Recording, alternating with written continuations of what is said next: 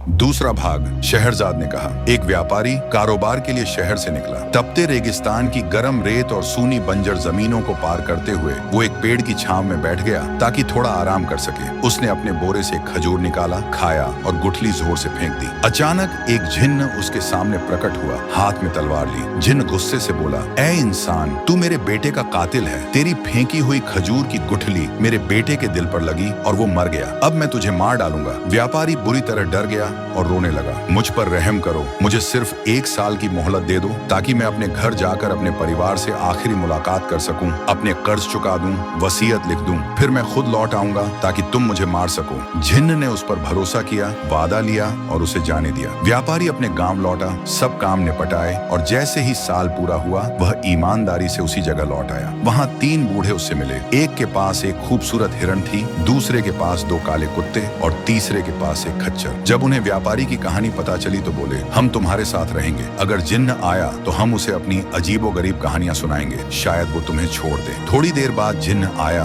और व्यापारी को मारने लगा तो पहला बूढ़ा आगे आया। ऐ महान जिन्न, अगर मैं तुम्हें एक ऐसी हैरान कर देने वाली कहानी सुनाऊं तो क्या तुम इस व्यापारी का 1/3 गुनाह माफ करोगे? जिन्न बोला, हाँ, अगर कहानी वाकई अनोखी हुई तो मैं माफ करूंगा। पहले बूढ़े की कहानी, मेरी एक बीवी थी लेकिन कोई औलाद नहीं हुई। फिर मैंने दूसरी शादी की और उससे एक सुंदर बेटा पैदा हुआ। पहली बीवी जलने लगी, उसने जादू से मेरी दूसरी पत्नी को गाय बना दिया और बेटे को बछड़ा। मुझे कुछ पता नहीं था, दोनों को मैंने अस्तबल में बांध दिया। जब ईद आई मैंने उस गाय की कुर्बानी देनी चाहिए लेकिन वह जोर जोर से रोने लगी। कसाई बोला, ये गाय अजीब लग रही है, जैसे इंसान हो, इसे मत काटो। मैंने भी उसे छोड़ दिया। फिर मैंने बछड़े की कुर्बानी सोची लेकिन वो भी बहुत उदास था। कसाई फिर बोला, ये भी इंसान जैसा लग रहा है, मत काटो। एक दिन एक ज्ञानी आदमी आया और कहा, ये दोनों असल में इंसान हैं, इन पर जादू हुआ है। उसने जादू तोड़ दिया और दोनों अपनी असली शक्ल में आ गए। फिर मैंने भी गुस्से में अपनी पहली बीवी को जादू से हिरण बना दिया। यही हिरण आज मेरे साथ है। जिन्न बोला, सचमुच ये कहानी हैरान करने वाली है। मैं व्यापारी का 1/3 गुनाह माफ करता हूँ। अब दूसरा बूढ़ा आगे आया जिसके पास 2 काले कुत्ते थे। अगर मैं तुम्हें इससे भी अजीब कहानी सुनाऊं तो क्या आधा गुनाह माफ करोगे? जिन्न ने हामी भरी। मैं 3 भाइयों में सबसे बड़ा हूँ। हमने अलग अलग कारोबार शुरू किया। मैंने खूब कमाया और घर लौट आया। थोड़े समय बाद मेरे भाई भी लौटे लेकिन उन्होंने अपना सारा पैसा बर्बाद कर दिया था। मैंने अपने मुनाफे से उनकी मदद की। फिर हम तीनों समंदर पार व्यापार के लिए निकले। एक टापू पर हमारी नाव डूब गई और बड़ी मुश्किल से हम बचे। एक शहर पहुंचे जहां एक जादूगरनी ने हमारा स्वागत किया। उसने मेरे भाइयों को खूबसूरत औरतें दिखाई और उन्होंने शादी कर ली, लेकिन वे असल में जादुई प्राणी थी। कुछ समय बाद जादूगरनी गुस्सा हुई और मेरे भाइयों को काले कुत्तों में बदल दिया। मैंने बहुत विनती की तो उसने कहा, अगर तुम 1 साल इनका ख्याल रखो तो शायद माफ कर दूंगी। तब से ये दोनों कुत्ते मेरे भाई हैं और मैं उनका साथ दे रहा हूँ। उम्मीद है कोई रास्ता निकले। जिन्न बोला, ये भी अजीब कहानी है। व्यापारी का आधा गुनाह माफ करता हूँ। अब तीसरा बूढ़ा आगे आया जिसके पास एक खच्चर था। अगर मेरी कहानी सबसे अजीब हो